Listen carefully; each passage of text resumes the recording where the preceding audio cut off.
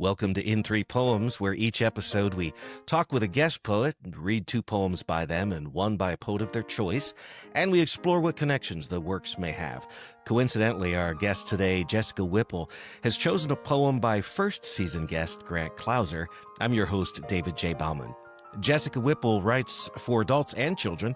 Her poetry has been published most recently in Paddler Press, Wild Roof Journal, Philadelphia Stories, Gastronomica, the Journal of Food Studies, Anti-Heroin Chic, Pine Hills Review, and One Art. And by the way, if you enjoy this podcast, help us get noticed by more people by giving us a review on Apple or Spotify. And if you just want to talk to us, send us a message by clicking on the Text the Show link down in the show notes. And so we are talking to Jessica Whipple today. I mentioned, Jessica, about children's books that you've written. Tell us about those, if you would. Sure. I will put them on the screen.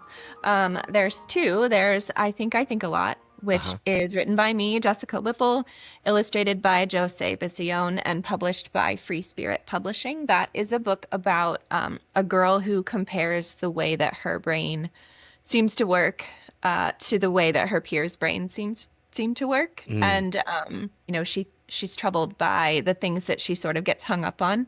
Yeah. But ultimately, she discovers that the way she is made is beautiful and there are good things about it. And that actually, I'll say more about this later if you want me to, but it sort of came out of an appointment with my therapist.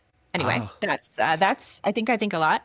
This is Enough Is, which is again written by me, Jessica Whipple, illustrated by Nicole Wong, and that one's published by Tilbury House. That's very about nice. The concept of enough and how that's kind of hard to define. And it kind of changes based on what you're talking about. There's like that fuzzy line between wants and needs. Sometimes a want can feel like a need, and sometimes if you want something really badly, it kind of controls you. There's metaphor, or actually simile in there. Lots of the best children's books are, as well. So many of the best children's books I've read to my kids, you can tell that there's a poetic element to it. I do see a connection in a lot of ways. Maybe part of it's the short form. I wanted to ask you, what do you think? What's the bridge from? You're publishing a lot of in a lot of literary magazines lately. Thank you. And poetry. And so what do you think, what led you from writing some children's books into publishing poetry? So I was writing poetry in high school. I don't know if you remember being from Pennsylvania, but do you remember the Pennsylvania Governor's Schools? Yeah. Yeah. So I went to the Pennsylvania Governor's School for the Arts in high school for creative writing. Wonderful. What a great opportunity. And so I was there for 6 weeks just writing and doing other arts related things. We did ceramics and photography, but I was one of 10 poets to be accepted that year. And sadly, those programs don't exist anymore. They were quite expensive. We lived at Mercyhurst College for 6 weeks, so we were completely roomed and boarded. But anyway, so I did that in high school. In college, I felt like I didn't really have anything to say. I felt inexperienced at life, and so didn't feel like I really had anything that I needed to share. And so I didn't write for myself creatively for a long time. I worked at an ad agency and majored in college in communications with a focus in advertising. And I thought maybe that's the way I would use my creativity. Like if I didn't have my own ideas, somebody could tell me what to write about and then I could write it. And so that's what I did for a while until we had babies. And when we had babies, we had books around all the time.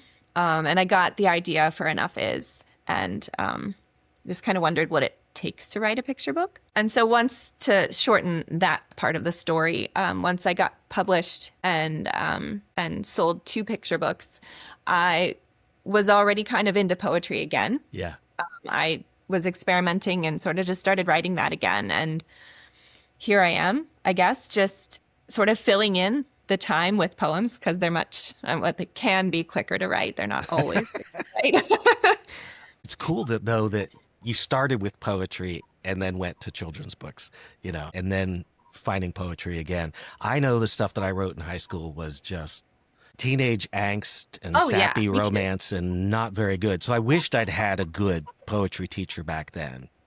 But they didn't even teach And I'm going to say bad things about the Pennsylvania schools when I was there. I'm a little, a little bit more rural than where you were. A little bit, not much probably. But I discovered Shakespeare's sonnets on my own in my senior year. I mean, we studied Macbeth and Julius Caesar, but I don't know why I didn't have any classes about the sonnets. And then I found them on my own, and I thought, holy cow, you can write like this? This is Yeah. amazing.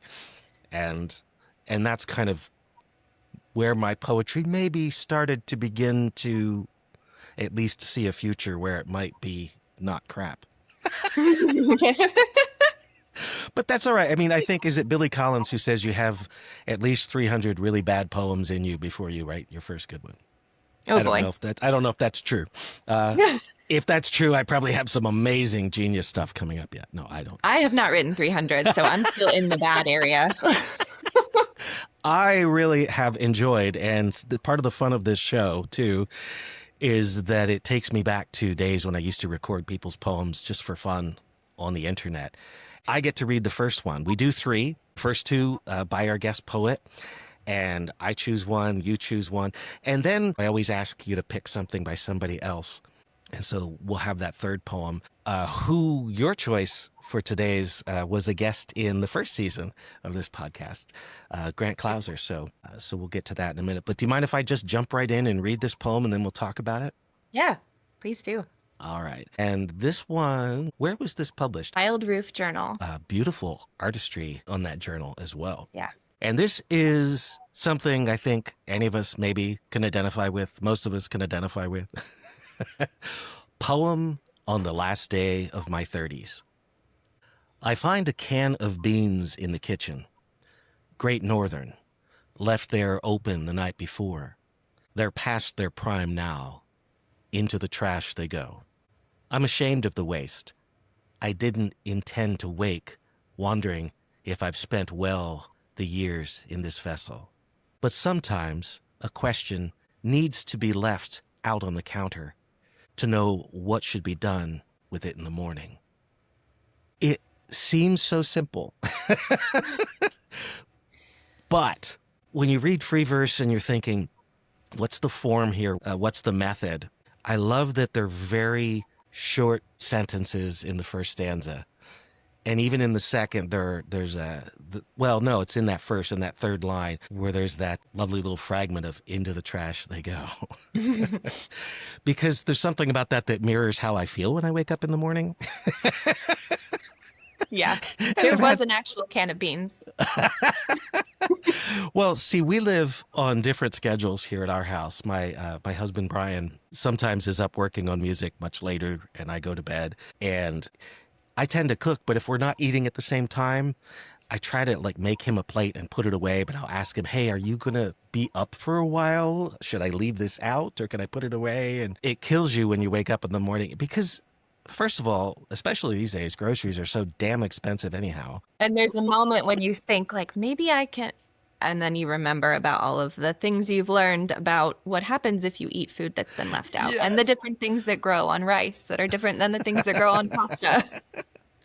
And how none of this mattered when you were in college in your 20s and the pizza was out there on the table from the night before. Yeah. Oh, breakfast pizza. That might be okay. Even cold. That'll be fine, right? Yeah. So maybe there's a little bit of that it happens in your 30s to 40. I mean, you're trying to be responsible now, and you know more now. Yeah. Well, it probably was never true for me that I would eat a pizza that was out all night because I have OCD. And that would keep me from crossing that I boundary. think it's weird. I would be particular about certain things and then other things I never thought of. And then until years later, I thought, oh my God, it's a wonder I'm still alive. Some of the things I did when I was young and stupid. But you have those simple 3 lines in the first stanza. And then the second is 4 lines. And I don't know if I'm reading too much into it, but truth is truth. And I love the fact that it's 3 for 30s, 4 for 40s. Oh. Just tell me it was intended and that's fine. I'll tell everybody. Yeah, that's actually... No, I didn't. But see, that's what some of the fun is when you do this sort of thing.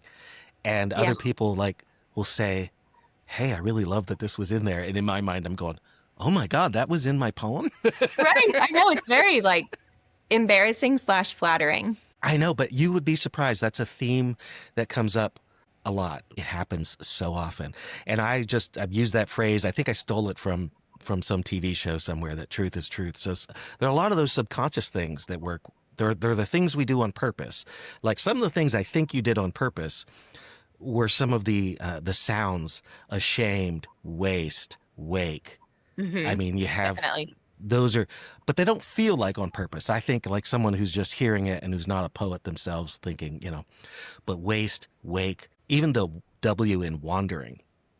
I love that kind of subtle music. And even that off rhyme from vessel to question, those kind of things that kind of pull you through a line fascinate me. And especially, I think that first stanza, the fact that there's short sentences and fragments, it just very much mirrors how I am when I wake up in the morning and I haven't had my coffee yet. I've said it's hard to make a cup of coffee when you haven't had your coffee yet. Yeah. Yeah. If you've ever like started the coffee maker without water in it or without coffee in it and just made hot water. You then transition into, of course, the metaphor of the can of beans, that vessel being, what have I wasted of myself? What have I left out on the counter? And I love that. Thank you. Yep. Yeah. When I wrote this, I didn't really have any specific experiences in mind that appeared to me like waste. But that's a common thing when you get to a certain age and you're like, Oh yeah, and like I know it's there. I know I have wasted gifts and blessings and moments, and goodness, I've wasted so much time. It was just something that I guess I was thinking about that milestone morning. yeah. Yeah. Is it for you?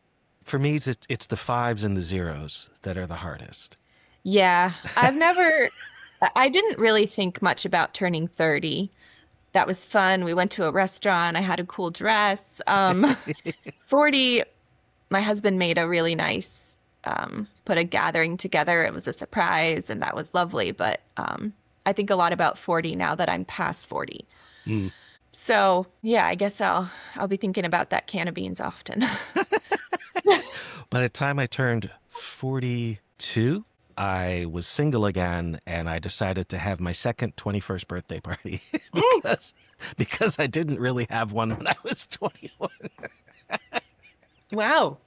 And so I had a couple of friends assigned to get me to bed at the end of it, and they fell asleep before I did, and I was living in this little apartment that was not the greatest place in the world, but it had a wonderful back balcony that kind of had a beautiful view, and you could get out onto the roof of the buildings nearby and stuff. Wow. And I was just sitting out there happy, like, hey, life's not so bad. At 42/21. Yeah, exactly. Okay. My second 21st. And we're not going to say like when the third 21st is going to be, because it's closer than I'd like to admit.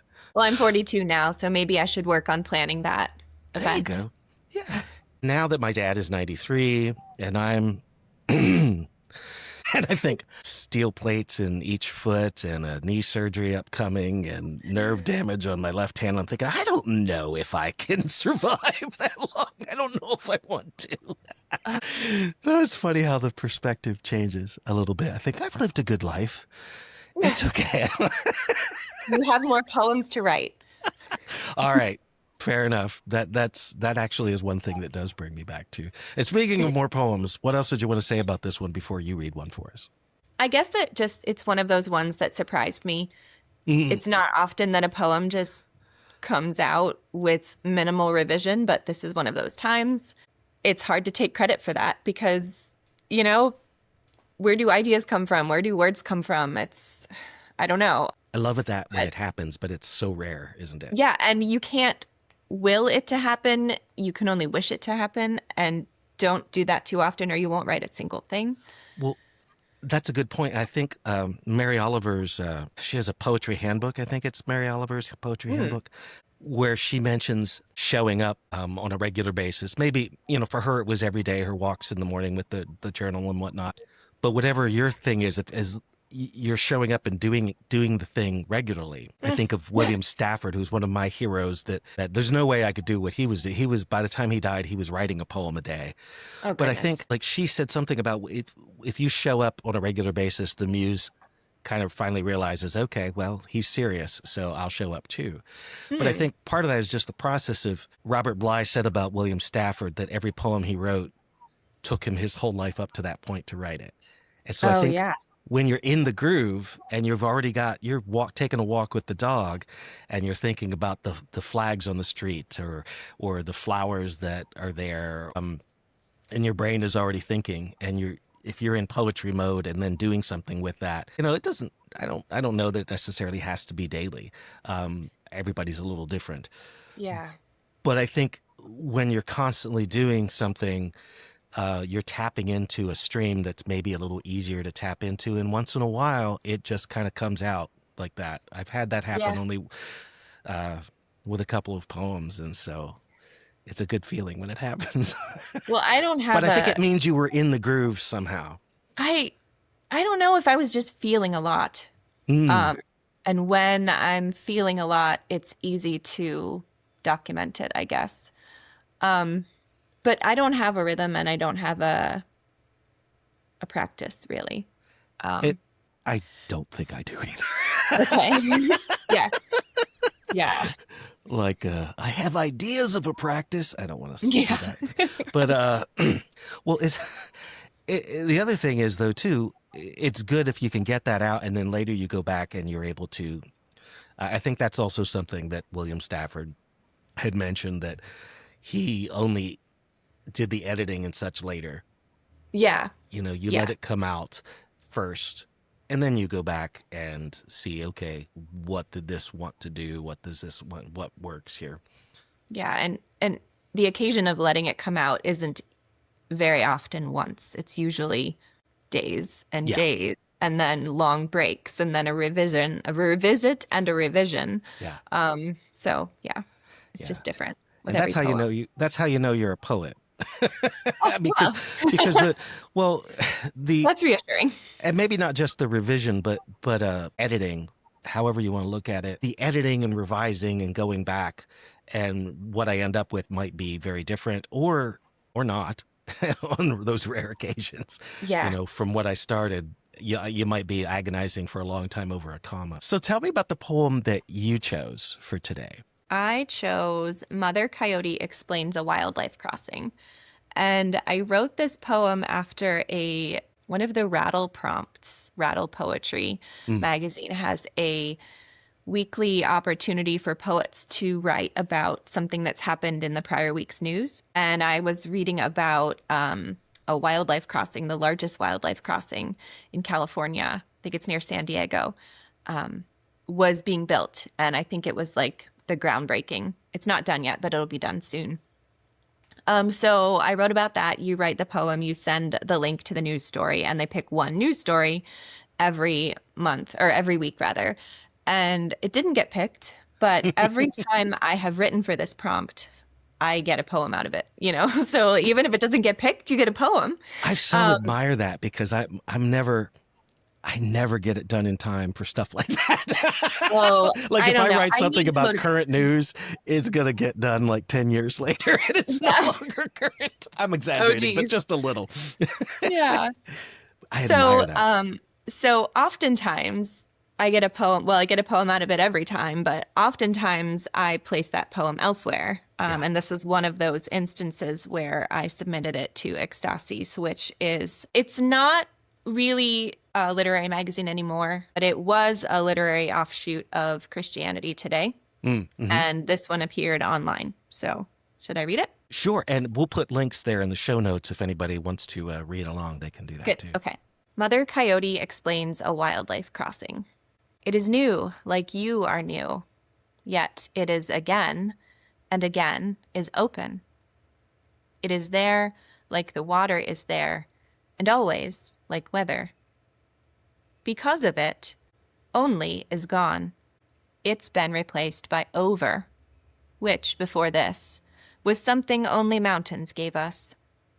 Yes, there will be lost, We'll slink under its fog until we raise our heads to see all of where, and where is worth seeing. Where is quiet, but it will awaken and surge, and you will too. Nice. Thank you. Oh, yeah. You know, I end up talking way too much about birds in my nature walks and stuff in these podcasts, but I think those who might turn their nose up at nature poetry, and don't we have more important things to, well, no, because we actually are natural creatures ourselves. Mm-hmm. You know, I think a lot of the reason we're in the situation that we're in is because we've looked at it, man against nature somehow, instead of, humans are part of the natural world. And whether or not you're looking at it in a scientific view or a religious view, we're the caretakers of the garden, we're supposed to be part of this ecosystem and taking care of it. And so nowadays, if you're on any sort of roadway that's even just outside of the city, it's hard not to see wildlife trying to cross, or that failed to cross. Mm-hmm. I think that was another thing for a while. There were probably a lot of poems after William Stafford's poem about the deer being hit, and I know I have one or two deer poems myself. And anyone who lives in a rural area, if you haven't gotten a deer poem yet, you probably will end up writing a deer poem in your life. Yeah, and I could because recently we had a piebald deer that was mostly white was shot for no reason. Yeah, it's awful. Yeah. Yeah. And the coyotes around here, people don't realize too, like the birds, you might not think you have coyotes around you and you're in a city area, but you might be surprised.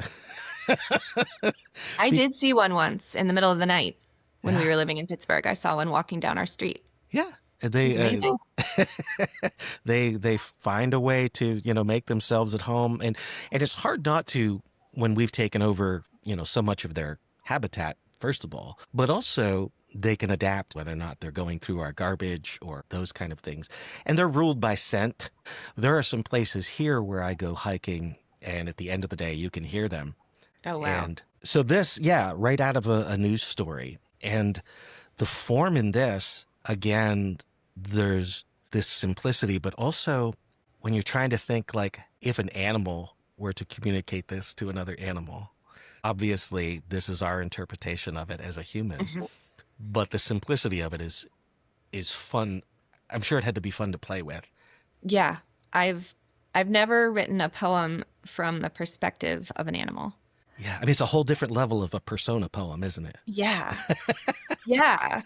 And I have I'm thinking about Michael Garrigan, who I think his most recent collection has some some poems from the perspective of an animal. And there's so much you can do. There's always so many poems to write, so many ways to write them. This was a fun example to myself that I don't always have to write the same way. Yeah. So I think I'll try to do this more often. Yeah, I have to try this too. As much as I talk about birds, I mean, obviously, it's not thought exactly like that, but we don't know what an animal thinks, and it's fun to try to get inside, get outside of our own heads.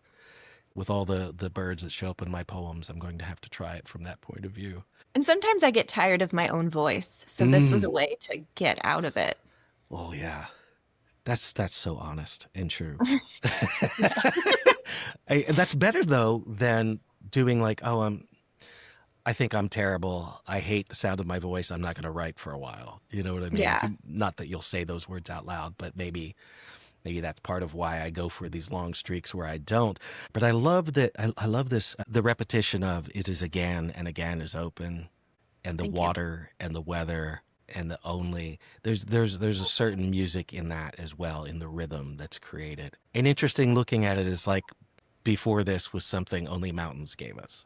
And it is fascinating that animals, I mean, they don't want to get hit. Right. You've seen maybe that thing on Instagram where it shows maybe something of a deer and it says, the deer is not crossing the road is crossing the forest. And that's another way of pulling yourself out of our own way of looking at things. And where is worth seeing? Where is quiet, but it will awaken and surge, and you will too. Lovely poem. Thank you. You're very welcome. So in your choice then to read by another poet, it doesn't surprise me necessarily now that you chose Grant Clouser and another animal poem. Mm-hmm. And this one about flying squirrels, which is something that I haven't seen in quite a few years. But I've heard some people report that they're still around, but they've been sort of I guess, I don't know if they're on the endangered list necessarily, but they're definitely fewer of them in Pennsylvania than I remember from when I was a child, at least. Yeah, I've never seen one in Pennsylvania. The only time I've seen one was this summer in California. Mm. Um, and it was really fun to see. I took a picture. As a children's book author, there's a book called My Cousin Momo, and it's about a flying squirrel Uh-huh. by Zachariah Ohora. So that was fun. I feel like I saw Momo. That's great. Yeah. And so Grant, he's talked to me about how often he just kind of packs up and disappears into the woods for long periods of time. And these are the kind of beauties that he comes up with. What drew you to this piece? Or do you want to read it first and then tell me about that? I've known Grant just on Twitter for a couple of years, but I saw him read and got to meet him in person recently when he came with Michael Garrigan, and I purchased his book Temporary Shelters. I don't remember. No, he didn't read Watching a Flying Squirrel at that reading. I discovered it after reading through the book, the collection. So I like nature poetry, and he writes a lot of that. I also write about parenting a lot, and this is also a parenting poem, so that's why I liked it. Should I read it? Sure, go right ahead. Okay. So this is Watching a Flying Squirrel by Grant Clouser from his collection Temporary Shelters, and that's from Cornerstone Press. Watching a Flying Squirrel. It doesn't really fly, just falls better than the rest of us. A calculated leap across empty space, from oak to pine to maple. Life is risk, and love too. Between one safe branch and the next uncertain one lies hard ground or rocks. When my daughters were born, my wife and I imagined branch after branch for years within reach. Not the ones we fell short or that left us hanging by a claw.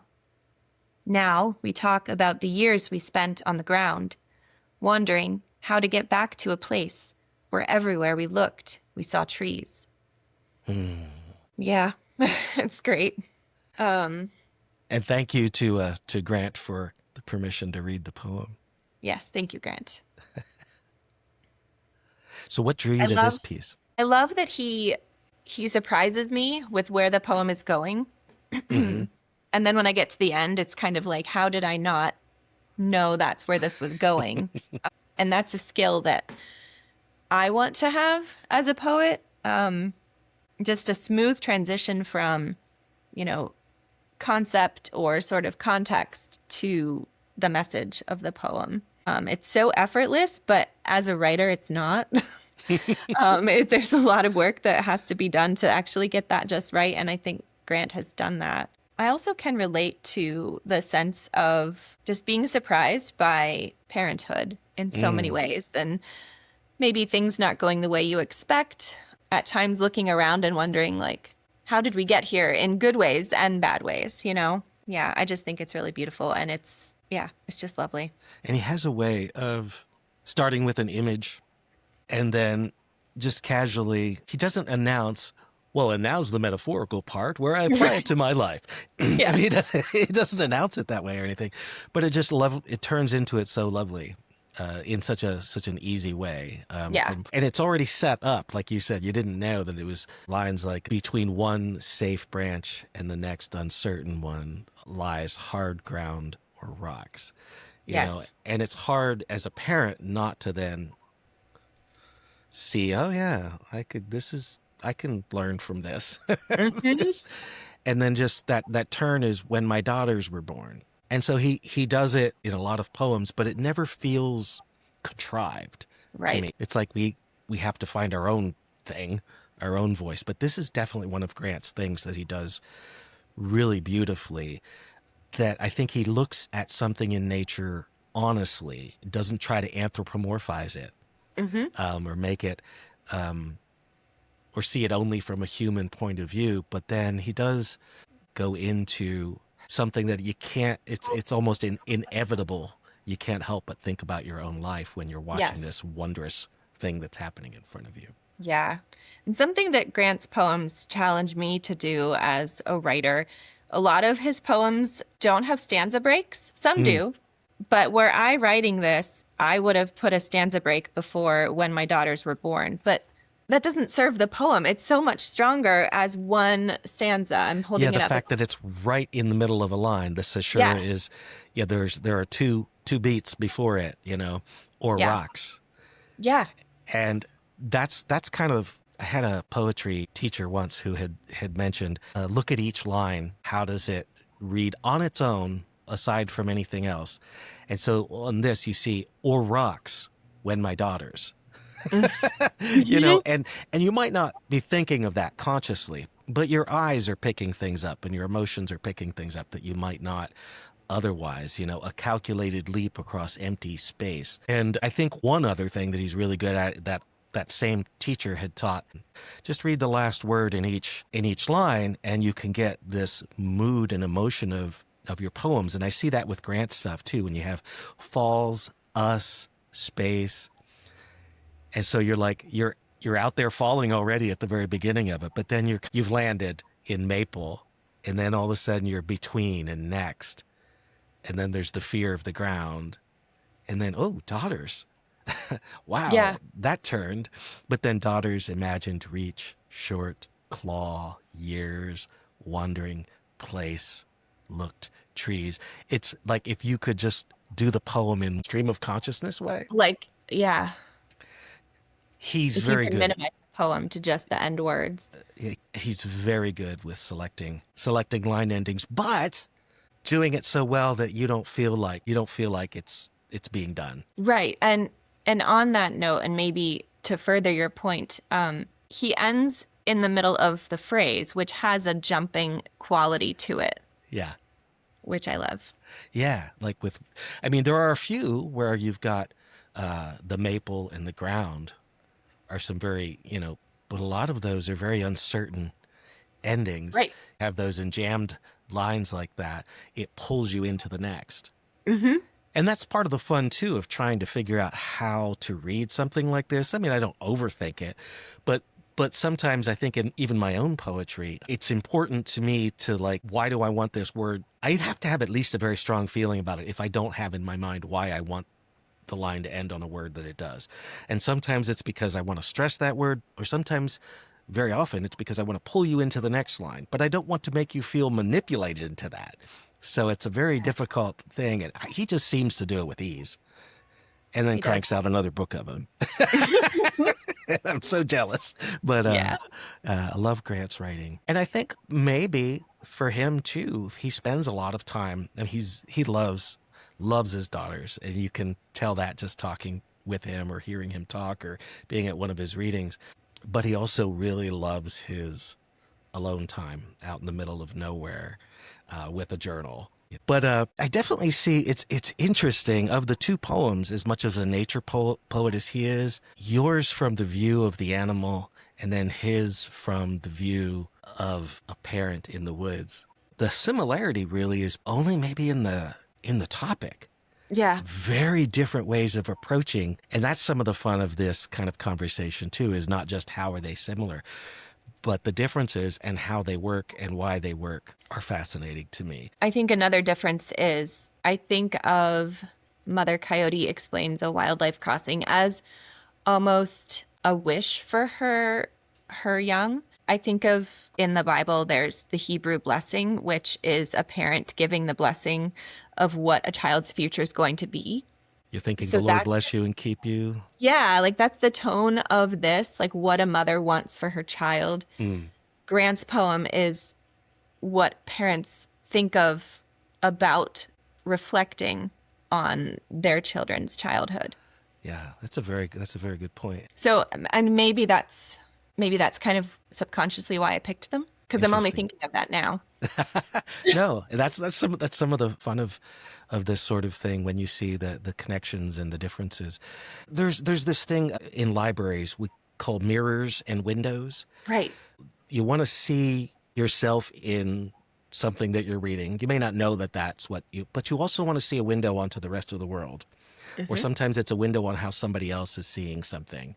And maybe whether there's resolution in it or not, there's something that helps your own soul keep moving. I'm not a spiritual person anymore really in other ways, but in a sense of wonder in the natural world as well as in the poetry, because there's this questioning that sometimes the questions are more important than the answers. Yeah. I love that this is one that is so different, and yet somehow it feels like a similar voice to me. They don't feel like different people, and I haven't quite figured out why that is. That's a compliment. Thank you. Oh, yeah, absolutely. Because there's a searching when you're starting off with the image of what was left on the counter. Grant starting off with an image of a flying squirrel, and then it moves into very smoothly into, have I wasted my life? Look, I've wasted these beans, or, this part of my life anyway. Or did I give my daughters a safe place to land? What were those branches like? There's something similar going on there, even though they seem like vastly different poems, if that makes sense. No, I think you're right. It's a little bit of regret. It's a little bit of nostalgia. Yes. I think that's, even though the way you're approaching it is different. So you've been putting a lot of poems out there. Look in the show notes for Jessica Whipple's website is authorjessicawhipple.com. Under the menu there, you can look at the children's books that we talked about, but you can also click on Poetry and More and see a lot of the poems that are available online in the last couple of years that Jessica has published. So are you putting together a collection, do you think? Yeah, I'm moving towards something. I'm doing comp research. I'm putting a proposal draft together. I don't do things in a linear way, so I'm doing everything all at once, a little bit at a time. I know there's more to be written. Yeah, I think if I were to pin it down thematically, it's ordinary life, a lot of motherhood, some faith, some just being a woman, but mostly just ordinary moments. And I'm not selling it well purposefully because I don't want to say too much, but I think I have it, like I have the container that it's going to live in. But it sounds very much like that idea of no ideas but in things, which is William Carlos Williams. Okay. That was his phrase, no ideas but in things, where you had it. He was kind of rebelling against maybe, or at least that was his take on T.S. Eliot with these big lofty themes and lots of allusions to other art and other languages. And he just wanted to write about what do I get out of looking at this wheelbarrow or these plums, or I'm waking up before the rest of the family and dancing in front of the mirror, those kind of things. And I'm more of a William Carlos Williams person myself. So. Me too.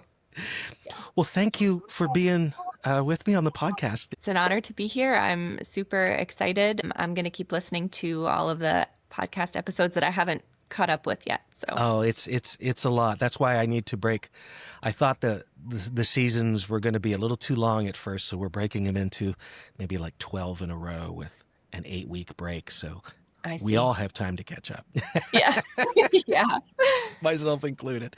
Thank you so much for being part of it. I really appreciate it, Jessica. Thank you. And I look forward to reading more of your poems and seeing, what comes about as far as a collection sometime. Thanks. You take care. You too. Bye.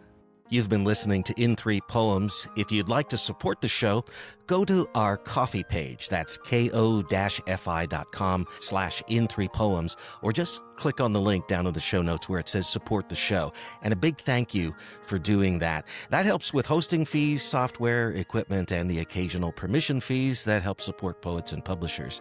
I'd like to thank Grant Clauser for graciously giving us permission to include his poem Watching a Flying Squirrel from his recent collection Temporary Shelters, published in 2025 by Cornerstone Press.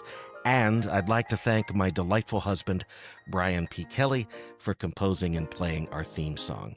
Let's read together next time on In Three Poems.